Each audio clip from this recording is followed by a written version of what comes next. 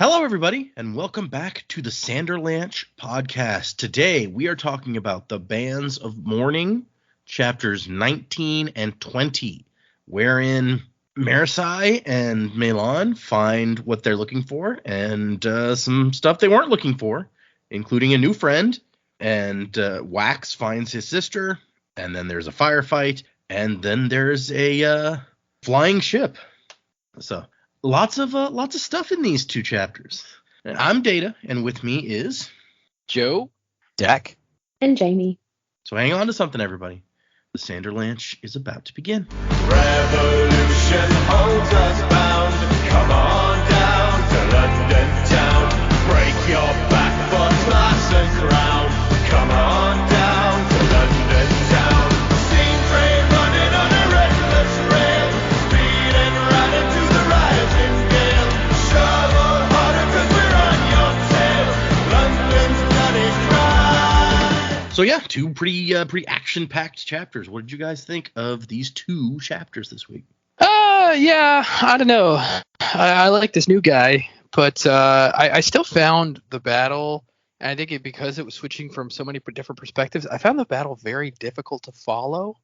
I don't know if I'm on my own on that one, but I don't know. It was difficult reading. It was kind of a slog to get through. It didn't feel like a fun action-packed bit. It just felt like, okay, now we're doing another perspective for the sake of having a different perspective. So I don't know. I'm intrigued to know where we're going, but at the same time, this particular bit didn't thrill me. That's fair. I think I agree that it is a little bit hard to follow what's going on because it's like you see some stuff happen from one perspective, and then you see from another perspective, and something similar happens, and it's like, wait, is that thing I already saw, or is that a similar thing happening again? Or I get what you're saying. I mean, the stuff that I did follow seemed cool, but yeah, there was just a lot of I was kind of like, wait, what's happening now? So yeah, I'm pretty well the same boat. Like the battle stuff was just kind of just like, all right, there's some cool stuff going on, but it's sort of shaky, jumping all over the place. And I think I've never really gotten a picture of this ship in my head, so trying to picture that as they're going around it is difficult. So I don't have a clear picture in my head. Like, New Guy is kind of fun. I was kind of disappointed, though, when it turned out, it's just a dude in a mask, and he's got translator discs. So I was kind of, the bit in, like, Prometheus where you have that really cool alien from the first Alien movie that isn't the main alien. You think, oh my god, we're going to learn more about that. And then they realize it's just a helmet, and you pull it off, and it's just a chin with a dude attached to it. So yeah, that was kind of how I felt when they're like, oh, you got this really cool red and black. Oh no, that's just a wooden mask. Okay, whatever.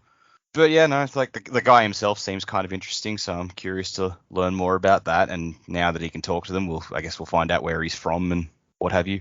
But yeah, it's like all kind of interesting. Telsin is interesting. I'm still leaning towards this is an act, a very committed act, given she just shot a dude, but still an seriously. act.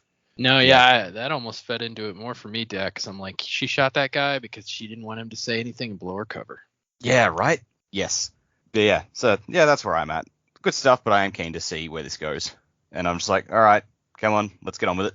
It's interesting because I didn't have the same disappointment about the guy in the mask, but I also think on some level it's because I'd kind of forgotten by this point in the book about the monster that he drew, and so I wasn't looking for the monster. And then she's like, oh my gosh, it's that monster, and instantly realizes, oh, he's not a monster after all. And so I was like, oh, okay, well, that's fine. I'd forgotten. I wasn't like anticipating, when we're gonna see the monster. Yeah, fair. Yeah, I think I had a similar response to you on that one, Data. I'd forgotten all about the monster, and I like him. I'm really curious about him. Yes, he's got these translator discs, but he just went and put metal mines on everybody, which is crazy. I'm really excited to see where that goes. The battle, like the fights, yes, it was a little bit hard to kind of follow, and they do overlap a little bit, but I think there were some really cool moments and some really cool visuals in there.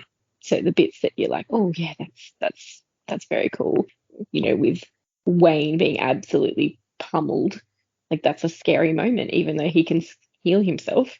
These guys are clearly ready for them to turn up. So it was cool to sort of see them in a situation that the opposition was totally prepared for them to be there for.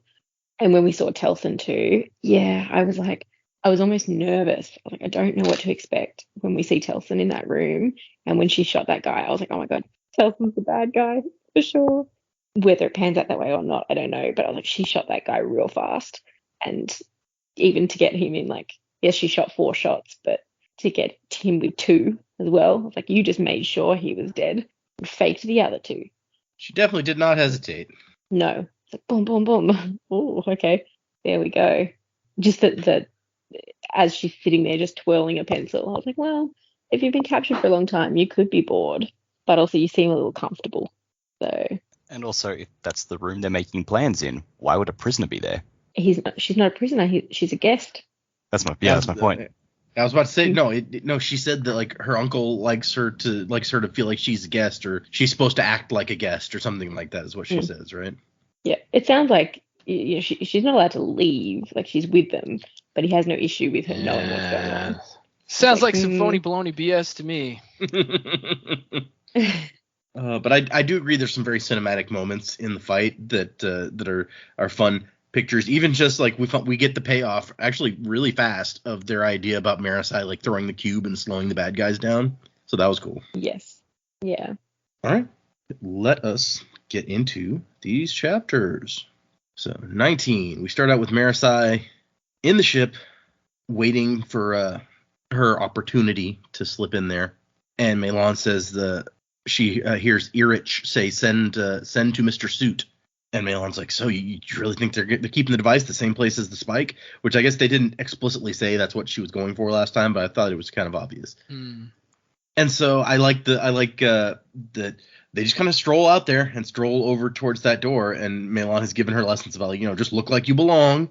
The first rule of impersonation is to belong. And so I was like, yeah, that's, it makes sense. And we see Wayne do that a lot too. He's like, he gets himself into the character. It's like, if I project confidence, people won't look at me. And she's like, am I walking too stiffly? I really want to look over my shoulder. Melan told me not to look over my shoulder. I just got to be confident. Yeah, I don't really like this perspective inside her head. I don't know why. It just seems kind of goofy, and like, I don't know. It kind of takes because the other looks inside of her head that we've gotten, like Marasai is confident, and I feel like this whole section, it's like her confidence is completely like broken. And I don't know. It just doesn't seem to fit the character to me.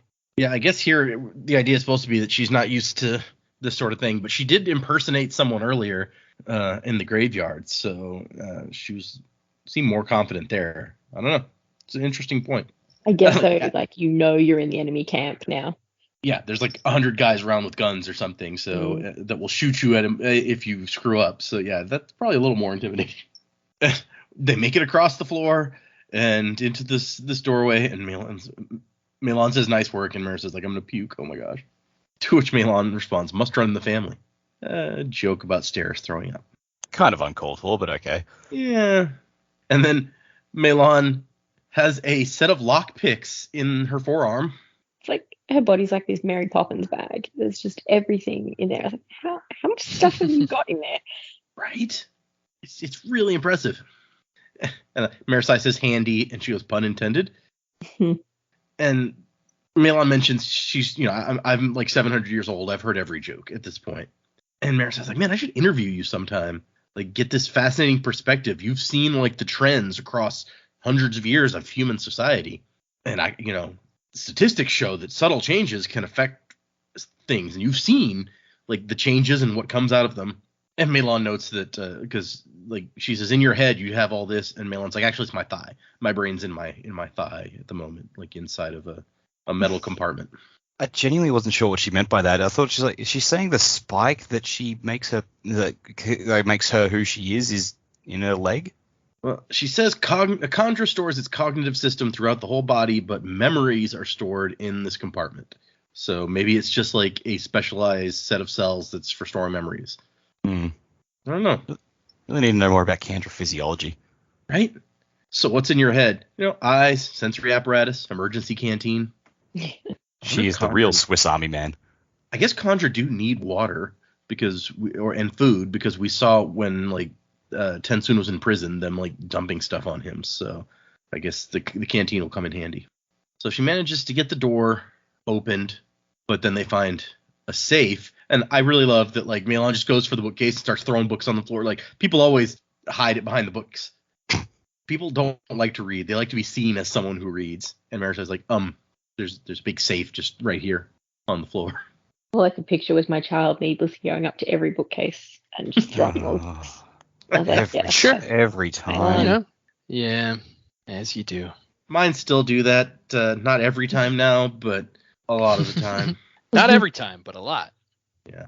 I mean, they're at the age where they can go, like, I'm like, hey, go pick a book for bedtime, and they'll go and pick one book off, and they'll come over and we'll read, and it's very cute. But then sometimes they're like, I'm going to pick a book, but I don't want this book, so I'll throw it on the floor, and I don't want this one, so I'll throw it on the floor, and it's just... like, you could just leave it.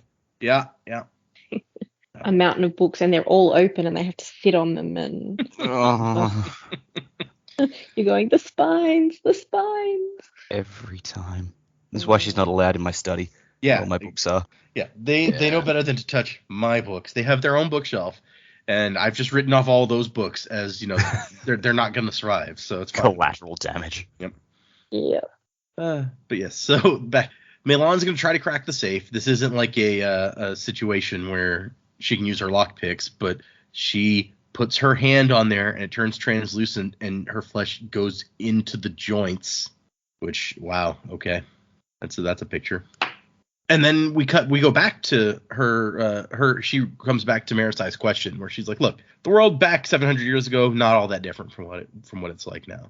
Or rather, I guess she's talking about 300 years ago, right after the Catacondra. And she's like, people talk about that time as, this time of legend, but it really wasn't that different from now. Marisai's like, but the Counselor of the Gods, Hammond, Alrian, Ladrian, they forged a new world.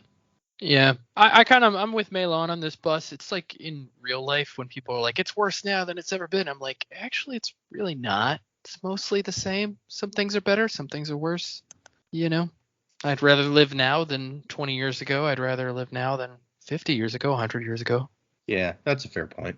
Well, and for us, it's easier to take her point about, like, she's like, the originators were so, they forged a new world, but they argued like children and each had their own vision of what the new world should be, which we met those people. So it totally makes sense. That sounds about right. If Ham and Breeze ever agreed on anything, I would be shocked. And so she's like, you want to know about the trends that I've seen over time? People are people. Life then was like life now, only you have better street food. And Marisai's like, yeah, I still want to interview a Khandra, but maybe one who's a little more reflective than Malon. And so she finds a notebook and some notes and some drawings and stuff, and that's when she realizes that they didn't build this vessel. They are studying it and repairing it. We built this vessel. Wait, no, they didn't build this. They didn't, no. We stole this vessel. And like she sticks the book in her purse, and then she thinks to herself, see, it's handy, to go back to the comment Wayne made about her bringing her purse. Some might call it a vessel. That's a very, very deep cut Final Fantasy VIII joke. So she finds a door that goes into a different room with a pungent odor. And once she cracks the door open, puts some light in there, there's tables and boxes and cages. And she's like, what kind of animal are they keeping in here? Guard dogs, maybe? The most dangerous animal in the world. Man. Man. Yep. She hears a noise and looks over, and a thing lurches and slams the bars, and she kind of freaks out and sees the two flat face of red and black with dark pits of eyes. Looks just like the nightmare picture that Raylure drew. And then the thing puts a hand out, a shockingly human hand, and says, please. It's like it's like Lilu from Fifth Element. Please help. She couldn't speak English, but she could read it. Multipass. It's very strange. Multipass. And then we cut over to Wayne, who he goes through several incarnations of this engineer that he's impersonating, and he's having trouble getting the right. Like, am I a scientist? Am I a guy who works with his hands? Do I like the guards? Do I not like the guards? And we've never seen him have this problem before. Like, we always see him when he's like very confidently in his role that he's impersonating. But what it takes is he pulls out a little pencil and puts it behind his ear, and suddenly he's there. It's like a hat. Gotta have a hat. And he goes up to the guard and says some bullshit, basically, which gets him in to see the people in the room. So you got Telsin in there, you got Erich, you got the big guy, and Wayne starts some more just like completely ridiculous words. The Caranels are completely nephiligenous out there. We got to do something. And the guy looks at Wayne, blinks, and is like, well, of course, you idiot. But what do we do about it? And Wayne's just like, yeah, like smart people, they never want to admit that they don't know what's going on. So they'll always pretend like they know more than they do. Just like the drunkest fellow at the pub is always the one who's the most sure he can handle another pint. Ain't that the truth? He I had a friend manages- of mine who always wanted more. He was like, oh, I'm really drunk. If I get some more, it'll make me feel even better. And then he always threw up. It was great. That's how you fix feeling drunk, right? You get some more. Pretty sure that's correct. Well, in fairness, like if you keep drinking more and more and more until you throw up, you are expelling a lot of the alcohol from your system. So, or you just I never don't- stop I drinking. I don't think that was his goal. I don't think his goal was to expel it. I think he just wanted to feel better. Wayne manages to lure them out to clear the way for Wax to come in. But we cut back to Marasai before that, and Marasai realizes that it's not some monster, it's a dude in a mask. And that's when Meilon comes and is like, hey, Marasai, I got it open. What the hell is that thing? She's like, it's a person, Meilon. I thought it was a thing like 1 second ago too, but come on. I like it how it's the blob monster who's going, what the fuck is that? It's true. I didn't even consider that. I ain't never seen anything like that. Oh, look who's superior in their experience now, Meilon. And so Meilon's just like, come on, the safe's open. We gotta go. And so inside, she finds the cube, the allomantic grenade, she's calling it, and also a little length of silvery metal. And here's where we answer the question that Jamie and I were talking about a couple episodes ago, where we both felt like Conjure spikes were smaller than Inquisitor spikes. And here, Yes. it's specifically said the Conjure spikes are smaller than 3 inches when they're not at all like the spikes in Marsh's eyes. Yes. So I don't know if that means maybe the ones in their arms are different because that's what Wayne was like faking, or maybe the idea is just that that guy that they were pretending to be deaf to wouldn't know the difference. So was it clear what sort of spike they were actually pulling out of the safes? They are pulling out a Conjure spike, or they're pulling out. It's an like Inquisitor spike? it seems to be the Conjure spike because she thinks that she goes, these Conjure spikes are smaller than she thought, and they're not at all like those death spikes. So we seem to be talking about what she's pulling out of the safe. Okay. Yeah, because I was like, it could have gone either way. I felt validated that there was a difference. But then I was like, but which one do you have? Like, I understand that they're different, but which one do you have? Well, and Meilon specifically won't touch it because she's like, we don't touch each other's spikes. So that seems to also like indicate that. Yeah, Yeah, and I like how she's like, but didn't the Guardian? She's like, yes. Don't want to talk about it. Stop it. No one talks about Orosur anymore. We don't talk about all the And so besides those things, Candragal. in the safe are some of those coins, which I guess we haven't seen them yet. These are the coins that we're going to see later. Coin-like things with cloth bands on them. And then, let's see. She takes one, puts that in her purse, finds some keys. So she's like, hey, we can let that guy out. And Meilon's like, Marasai, I mean, it might have some kind of disease. And she's like, it is a person. It's a he, not an it. And she lets him out. And Meilon's like, if he alerts the guards, I'm blaming you. And then they reach the next room over where this guy has gone and flipped a switch. And the floor is just stained red. There's operating tables along one wall and a dozen of those wooden masks like the one that he has. And he's just like on his knees looking at the masks with blood staining the walls where it dripped down from the masks. Like, oh, this is... Yeah, it's pretty fucked up. Sounds like some hemalurgy's happening. Yeah, it's not a great time. Yep. Well, and it kind of fits with what the guy was saying earlier about how like they were proving to be delicate or something. I forget the wording he uses when they're like, what about the people who flew this ship? And he's like, there's a language barrier, and also he thinks to himself like that they're. Now I gotta go back and look. Hold on, this is gonna bug me if I can't remember.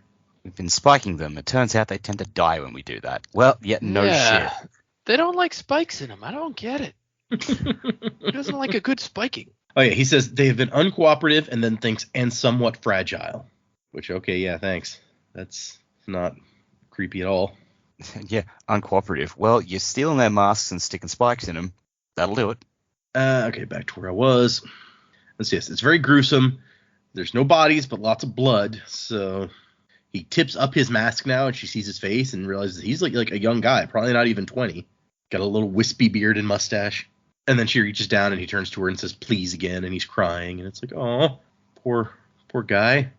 His friends are maybe family or who knows what they were. They're dead or something now.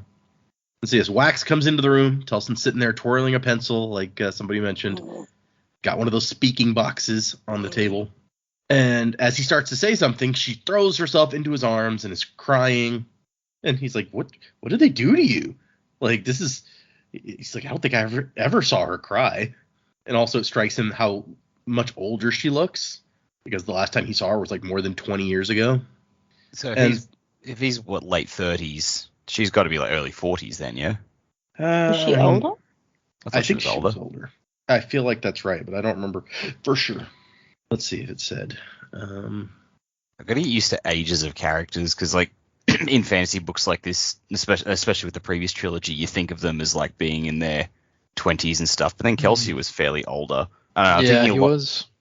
I'm thinking a lot about it. I'm just coming to terms with the fact that like I've been rereading A Song of Ice and Fire, and it turns out I'm only 2 years younger than Ned Stark now, and that's very unsettling. Oh, geez. Yeah. Yeah.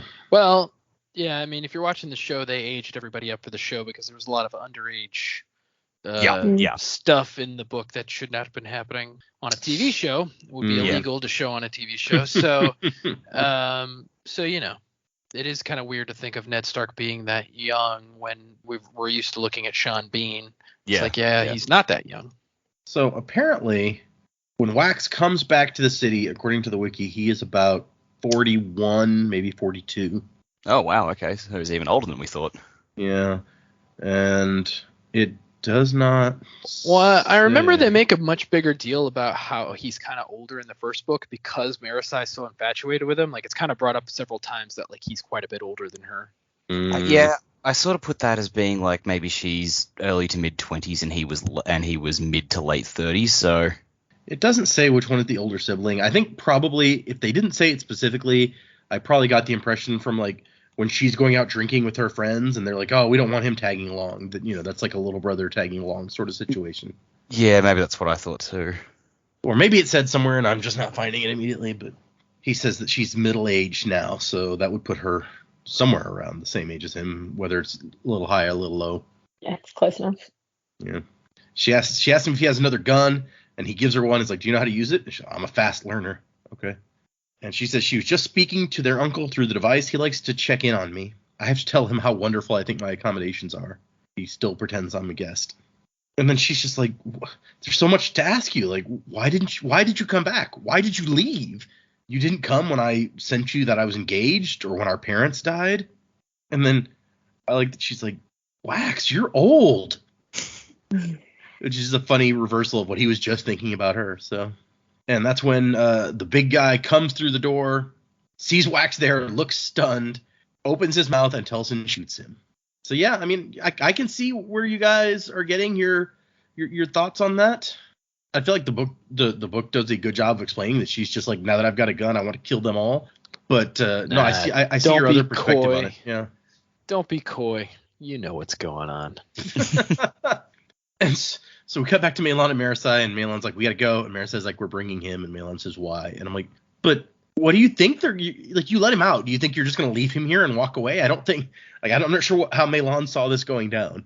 You also have to remember she's not human, so like, you know, they don't have the same kind of like sentimentality thoughts about stuff like that. And so Marisai's like, have you not figured this out? Like, that ship was not built by them. It probably wrecked near the coast, and they brought it here to be studied.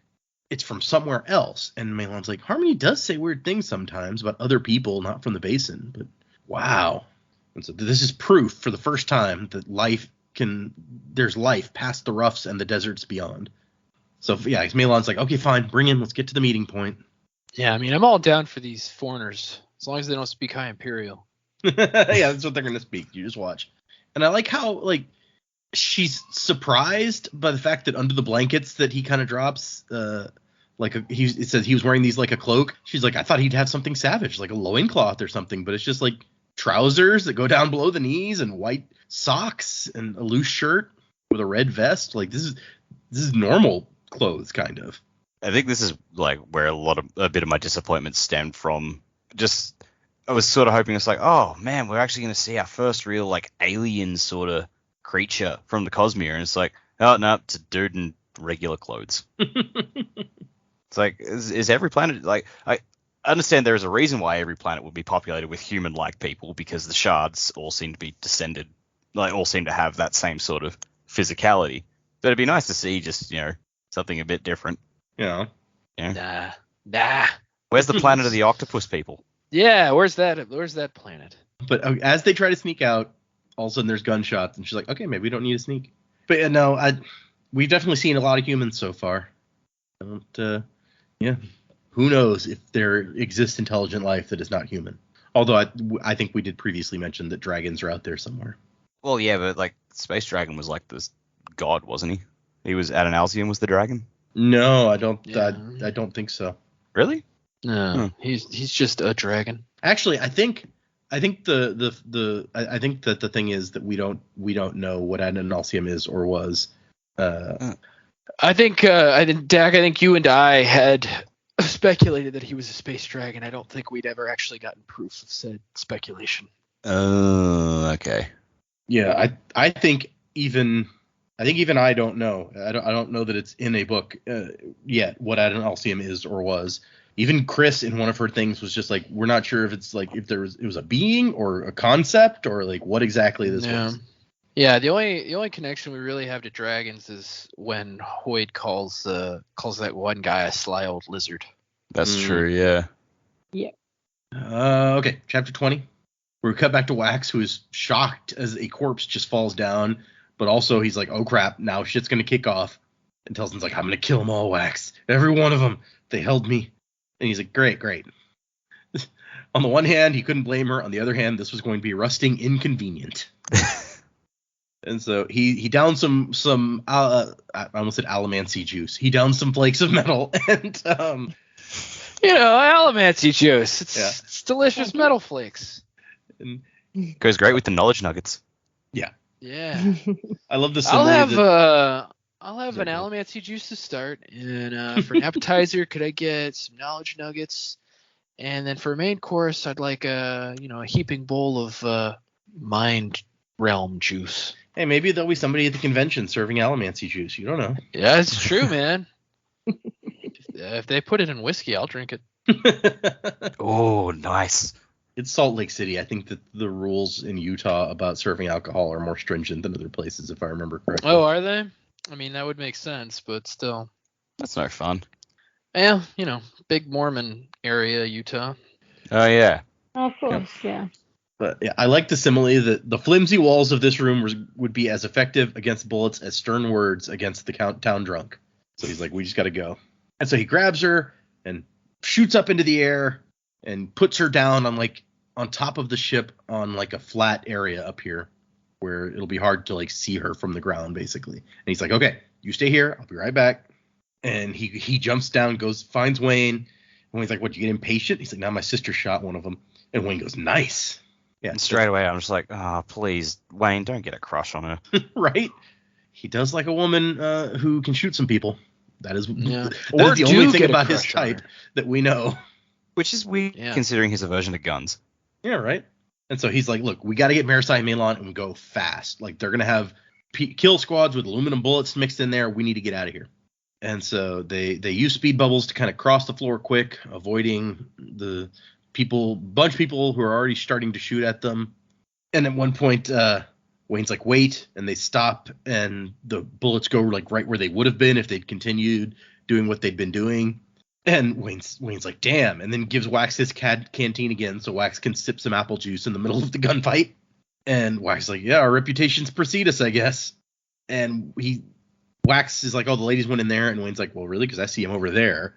And so he wants to go into the rooms that are over there where Malon and Marisai are. And he's like, if we can move quickly to an outer wall, we can break through and then head off into the night. And Wayne says, what about your sister? And he's, no, she's fine. I left her up there. I can come back and get her. And Wayne's like, yeah, that'd be good, except for one thing. She's right over there. Telsin had not stayed put. And so he sends Wayne to get her in a bubble, protect her, while he goes and gets Marasai and Malon. And he also reacts the same way to this guy, being like, what the hell is that? And they look over and Wayne has been hit, and they are not giving him time to heal. They keep shooting him. Even after he starts playing dead, they keep putting more bullets into him, and they're like, crap, they know how to kill a Bloodmaker. And so Wax has to get out there in the middle of the bullet storm and just start shooting people. Bullets flying around. He's like sweeping them out of his way. This would be a very cool scene to see in a movie, I feel like. And so basically they have to get in the ship because that's the only convenient cover near where Wayne is almost dead. But also, if they get in there and they can easily get surrounded, and that's long term not any better. Really a lose-lose. Yeah. And on top of that, here come 3 Allomancers working for the other side in these jet black suits, kind of like push and pull from the first book.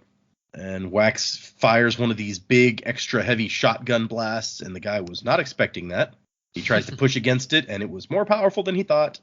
He gets thrown to the ground, dazed, and is just able to look up as another shotgun slug takes him in the face. 1 down.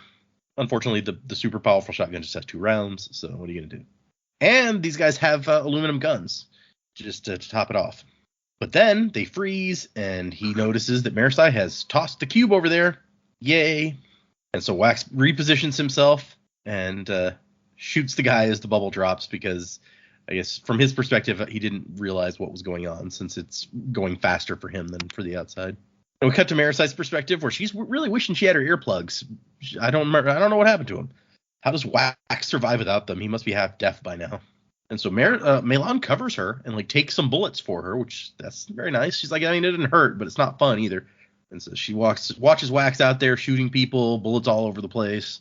He's somehow avoiding getting hit with his mist coat tassels sweeping around, just shoving bullets out of the air. And so the guy from the cage sees what Wax is doing and is apparently very impressed. He says he whispers Photonstall in awe. And now Marasai goes, Allomancer. So apparently she got that, assuming that's actually what he meant. He's actually just saying Magic Man. Is that Jesus? At one point, Malon takes a bullet, and the guy sees like her crystalline bone underneath her flesh and freaks out. And she's like, you should see me in the morning. And this guy really wants them to go deeper into the ship with him, which is not the plan of anyone else. And then there's a moment where Marasai hesitates and says a bad idea in the middle of a firefight. Fortunately, everyone was concentrating on Wax, and that's when she gets shot. And she's just like, looks down, like, what's that red stuff? A bullet hole. I've been shot. Shouldn't that hurt? She's been shot. And so yeah, she starts to go into shock very quickly. She says it later in the chapter, but I was like, oh, stomach wound. Ugh, Yeah. not good. We cut back to Wax, who's out there shooting a bunch of people, doing a bunch of Allomancy tricky tricks to take these guys down with the little ball and cord thing that he has left over from the ones that Renette sent him. There's an Allomancer who's like got a shield up against bullets, basically, and he throws the thing at the guy, and the guy drops his shield to catch it because he's like, hey, what's this? And Wax shoots him and thinks you shouldn't drop your Allomantic shield even to catch a neat toy. That's clever. I like that. Does seem like a rookie mistake. And Wayne's out here. He's healed up now. He's having fun beating on some guys too. Everyone's having a good time, except for the girl who just got shot, and all these guys who are getting shot. I guess, but yeah, not everybody's having a good time. I would in fact say of the population in the room at the time, I'd say most of them are not having a good time. Yeah, okay, fair point. Wayne takes a crossbow bolt to his thigh. See, that's not good either. And we cut back to Marasai, who is not enjoying herself. Malon gave her some painkiller, but she's like, I'm not dead, so I guess that's good, but it hurts real bad. And she's like, I remember reading somewhere that getting shot in the stomach is not good, which, I mean, that's true, but getting shot anywhere is probably not good. So Nah, it's really not. Now, if Reservoir Dogs has taught me anything, and it has, it's that the stomach is the second most painful place to get shot after the kneecap. I'd imagine the hand's actually probably pretty painful as well. I mean, I imagine, yeah, it hurts. It hurts anywhere, but yeah, apparently gut shots are the second worst. If you can't trust Harvey Keitel, who can you trust? I feel like I can't trust him, so. Wax and Wayne pop in, and Wayne's like, well, that was fun. So he was having a good time, at the very least. Ain't been whooped so bad since the last time I played cards with Renette. And Wax sees her, and he's like, how bad is it? And she goes, I don't really have much to compare it to. And so he looks, and he's like, you'll live, unless it nicked the intestines. That could be bad. And she says, what kind of bad? And he says, painful bad, which that doesn't sound good at all. And Milan says that once they're safe, maybe she can help out somehow. So that's good. Maybe she has a first aid kit tucked in somewhere. See, I'm kind of More imagining, possibly, I'm kind of imagining what she did with the safe and just like poking her things in there, just sort of pinching the wound shut and like, You're clamping it somehow. yeah, That would be neurosurgery with the blob monster. And so Wax has his plan still. They're going to go through the rooms and out one of the walls of the warehouse. And Wayne's like, well, I mean, but what if they have people out there? Or Milan says that. And Wax says, well, hopefully they don't. And the masked guy is still trying to get them to go into the ship. And they're still not particularly wanting to listen. But Marisai's just like, fine, I'll go. It's easier than like arguing with this guy. And meanwhile, Telsin's like, I want to kill them. I need more bullets. She's a little intense. And Wayne's out of Bendaloy, so that's not going to help. So they're in a like a Butch and Sundance situation here. And that's when the dude opens like a secret door in the ceiling. And Marisai's like, hey, there's a hidden room over here. And Wax is like, all right, let's do that. And so it's like a room with some chairs bolted to the floor and one window along the side. And Wayne's like, oh, chairs, good. At least now we can die in a relaxed position. And so the guy is over messing with something, and he takes out another of the coin-like medallions with the straps on it, pulls off the one he's wearing, which it says causes him to shiver, and then he puts on a new one and says, how's that? And everyone's like, what the? Marisai's just staring blankly at him. He goes, what, no? You're looking at me confused still. These things never work right. And she's like, no, I mean, it works. I mean, I can understand you. Like, assuming that's what you mean by it working. Yeah. And he's like, great. Put these on, and gives them medallions. Touching the skin, please, maskless barbarians. Except for you, metallic one. You will not need one, yeah? Maskless barbarians. I like this guy. This guy is kind of fun. Like, they hear shouts, and he's like, somebody better shut that door while he's busy doing other stuff. Quite classy. You guys don't want that door to be open. Let me tell you. It's like he's been trying so hard to be understood, and now that he can, he is milking it. Yeah, that's exactly what it feels like. I guess they didn't close the door fast enough not to be noticed, because somebody starts shooting at the underside of the floor here. And Wax's like, is there other exits? And the guy's just like, nope. Medallion's on, yeah? And Milan's like, okay. Yeah, but what? Yeah. So, because he said "yeah" a few times, I just picture, I don't know what the accent is called. It's that accent from Fargo.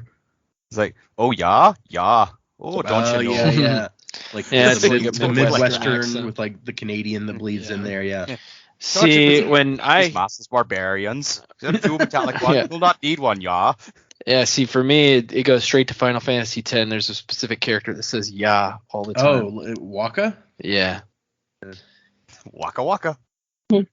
I think that's kind of what it is in my head too. I hadn't connected it to that, but now that you say that, I think it's pretty much that Waka accent. Mm-hmm. It's just like YouTube the guy. Yeah, check it out. It's John DiMaggio in one of his finest roles. Brilliant. Yeah, that guy's always great. Milan says, what do they do? And he says, they make you lighter. And when he says it, Marisai can feel it. Like, the metal wants something from her. And she pours it in, filling the metal mind with weight. So it is a metal mind, and she can use it. And Wayne's over here like, now that is right strange. The guy looks at Wax, create metallic one. I, of course, wouldn't dare give orders to one of your stature, even if you wear your bare face out at all times. Who am I to judge? Just got to ask, because I don't think it's really touched on here, but he's giving out these metal mines to store weight. Did Milan get one? Milan asks, what do they do? So it sounds like she got one. But yeah, does it give her the ability to do that too? That would be something interesting. Well, I mean, I assume, since it's what they've been talking about earlier, where it gives them all the ability to store weight, even though that's not something that they've ever been able to do before, that yes. Yeah, but I mean, Kandra, like, that they're not even human. They're not even kind of human. So it's like, I mean, I guess we learned last time that through special spikes, one was able to use allomancy, but we don't know how special or different it has to be to let that happen. And so the guy tells Wax that he wants him to push. And Wax is like, but if I push down, I'm just going to go into the ceiling. And there are some straps with wooden handholds on the floor, and the guy indicates those. And so Wax is very curious about this, and he's like, all right. And he goes over, he's like, okay, I'm ready. And the guy yanks on a thing, and the entire room slides to the side, out of the hull like a drawer in a dresser being opened. And the guy says, go, and Wax pushes down, and the entire room rises into the air. It is a small boat that detaches from the main vessel. The way that it's described, like sliding out, it reminds me of like the shuttles on Firefly. Yeah, now that you say it. Honestly, it sounds like any kind of escape pod from anything I've ever seen. That's fair. Yeah. But yeah, those are our chapters. So let's do some predigging. What do you guys think is going to happen? Well, I'm still on the Telsin bad guy train. I feel like we're based on her behavior seems kind of erratic, and her excuses seem kind of weak. Well, I'm mad because they held me captive. Like, okay, I don't think that's really a good excuse for just immediately murdering a guy as soon as he walks in the room and wanting to just murder an entire platoon. Right. Yeah. So I'm going to go ahead and say that she's lying, and that she's definitely probably the secret mastermind behind all this. She's got one of this. She was in the planning room, like Dex said. She's got the speaky box in front of her. She probably has been might even be the one giving orders to Edwin. It also strikes me as extremely odd that they would have left the spike in the safe if there wasn't somebody like her that could be heading up the set that was on location. I feel like that is not something they would just leave hanging around in this work area, unless there was somebody there that was of authority to be there. I know it wasn't in the same room or even near the same location that she was in, but at the same time, it just seems really fishy that they would trust Eric with this stuff, especially after we hear Suit's pretty annoyed with him. So yeah, I just don't know about that portion. As far as what's coming next, I assume they're going to escape with the power of flight. Since Telsin is with them, if she is the evil bad guy, then she's going to realize, like, oh, that's how this thing works. These like if they didn't know how to use these devices before, they now know and can figure out how that it actually floats and flies. This with now the mechanical workings of it, because he does pull some kind of lever. That may be what they're trying to figure out. But yeah, if they could make like a bunch of airships, then Elendel would probably not fare too well in a fight. So yeah, I assume that's what they're trying to go for, is make a bunch of airships. And they just need, I mean, it appears that all they need is somebody who can steel push. So yeah, that's the thing. Other than that, I don't know that I have anything directly to predict. I think that's it. Yeah, being the first side to develop the ability to like attack or something from the air, that could definitely be a deciding factor in a civil war. Oh yeah. So yeah, I mean that's kind of scary actually. But your point about the spike, I don't know that, because they were theorizing in the last set of chapters that is like, well, I mean the spike was really only to prove that they'd killed the Conjure, so they might have just thrown it out. So I don't know that they see it as valuable, or at least Marisai and Melon didn't think they would necessarily see it as valuable. I mean, I don't know. It seems like it could be valuable to me. Yeah, that's fair. Well, it's like they had a whole guard watch set up in case people came to the graveyard looking for it. So that's true. Yeah, and I didn't mention it at the time, but one of my favorite little bits in there is that there's also a bunch of money in the safe, and Marisai feels bad about taking any of the money. She's like, oh, that would feel like stealing. And I was like, no, dude, take all the money. What is wrong with you? Nah, Marisai's not that kind of gal. Well, these are bad guys. You don't want them to have the money. Sorry, Wayne. It's true. But yeah, okay. That's yeah. I see what you're going for here. Makes sense. So yeah, I'm firmly in agreement with, like, Telsin is the villain here. I actually think that we might have had her little code name mentioned in the previous set of chapters. Like, Eirik was thinking, oh, set and sequence. I'm like, oh, maybe Telsin is sequence. That'd be cool.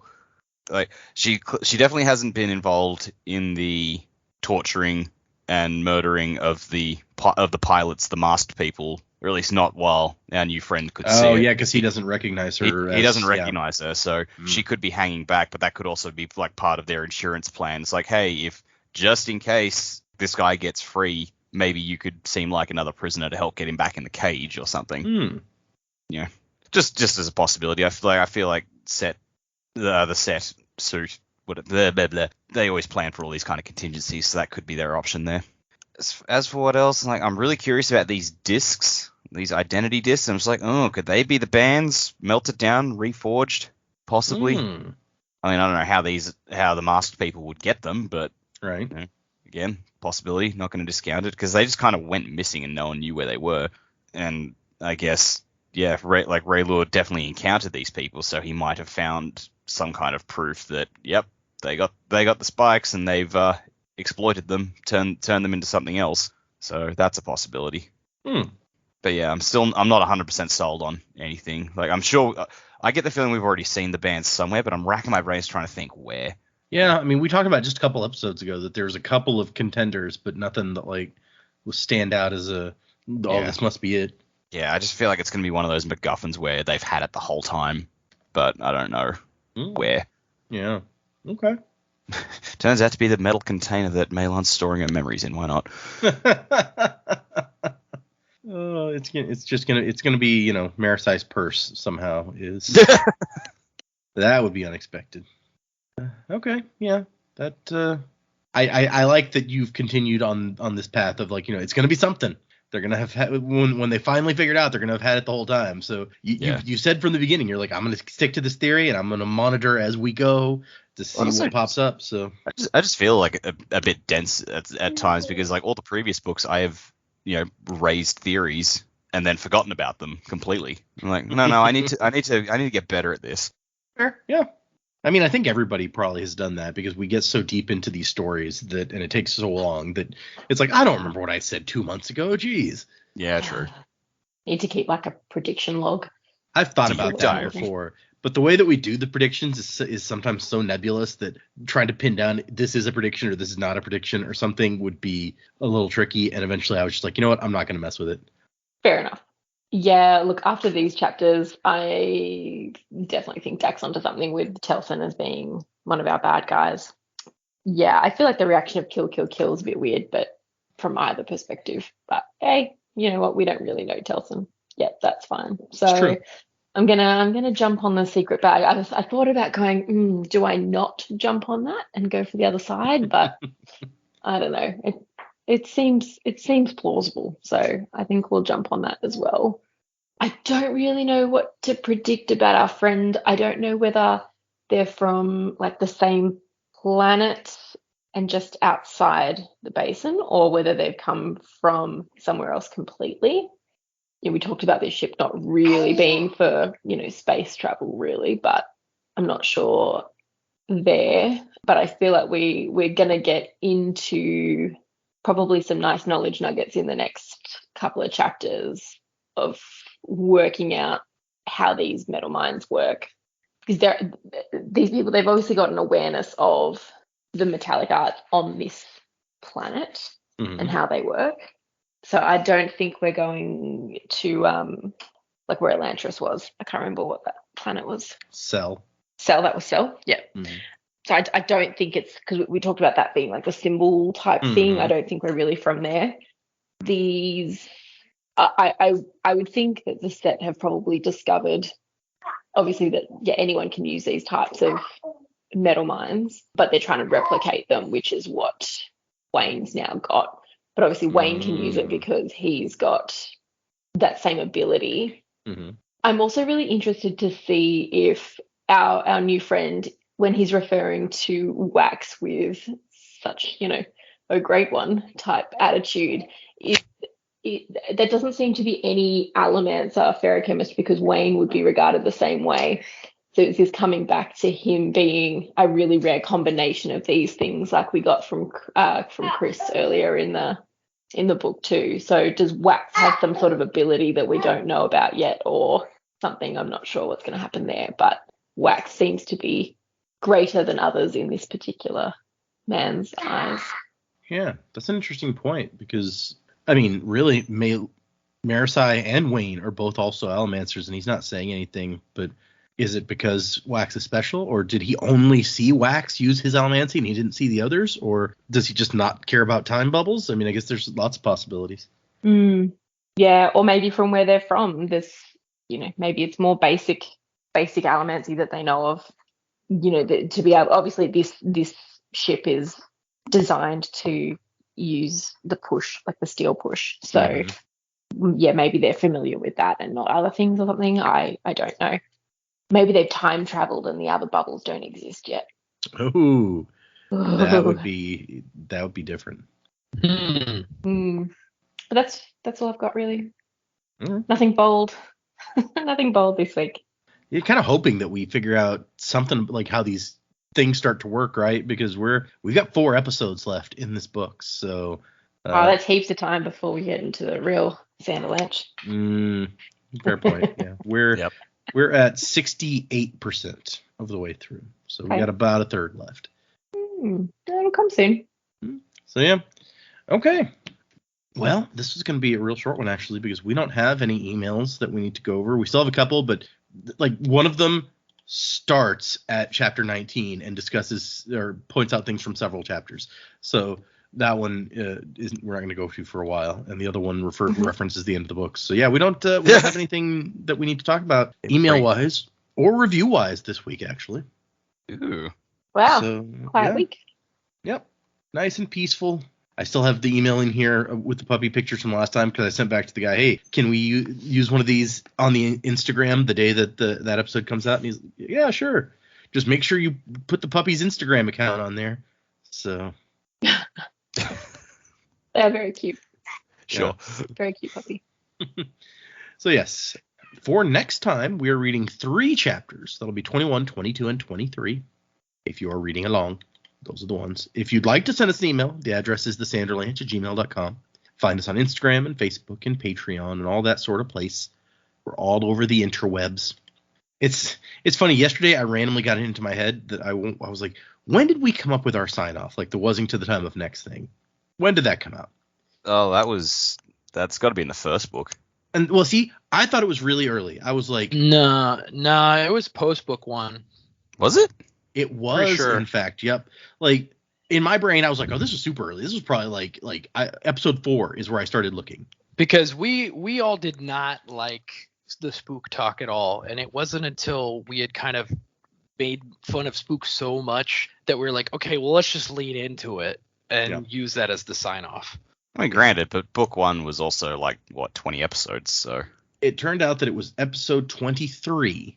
And that was 4 episodes into the Well of Ascension. And so I looked through. I didn't look through every episode. I would skip 3 or 4 and then go to the next one. So I started at 4. So it still took me a while to get there. But so that was fun. I was like, man, I thought that had been around longer than that. Of course, we're almost up to 120. So it's still almost 100 episodes ago. We've been at this for 2.5 years. So it's that was forever ago. Yep. Yeah, it was a long time ago. But no, sorry. I just had to remind. I was just reminded of that as we're about to head out. But so thank you everyone for listening. We appreciate you, everyone who listens, who sends in the emails, our patrons. We appreciate you a lot, and you'll be getting your first bits of patron specific content real soon. Because if nothing else, I will be doing the first Alcatraz book when it comes out in a week or 2. So. That will go up, and then since we are going to the convention in November, I'm going to make sure we'll have some special stuff, maybe some videos, maybe just audio files based on that. So there will be patron exclusive content coming. I know we're much later than I originally anticipated, but that is thanks to the people doing the White Sand Indiegogo campaign and the fact that they are way behind where they were supposed to be. So yeah, three chapters for next time, and the broadsheet page, which is pretty much the entire story of the ghastly gondola that we've gotten a couple bits and pieces of so far. So That'll be fun. Music by Miracle of Sound, and wasing to the time of next. Colo?